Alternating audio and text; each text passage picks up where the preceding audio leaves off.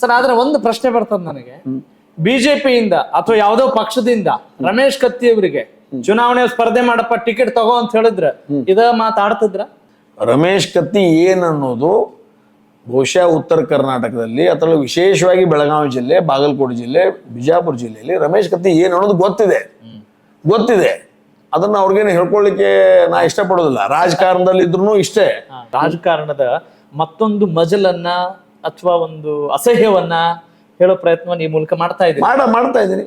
ವಸ್ತುಸ್ಥಿತಿ ಇದೆ, ಇವತ್ತು ವಸ್ತುಸ್ಥಿತಿಯನ್ನ ಹೇಳ್ತಾ ಇದ್ದೀನಿ. ಕೆಲವಷ್ಟು ರಾಜಕಾರಣಿಗಳು ಇವತ್ತು ದಿವಸ ಹೇಳೋದಿಲ್ಲ, ಅನಿವಾರ್ಯ ಇದೆ. ಯಾಕಂದ್ರೆ ಅವ್ರು ರಾಜಕಾರಣ ಮಾಡೋದು, ಅವ್ರಿಗೆ ಶ್ರೇಷ್ಠ ರಾಜಕಾರಣ.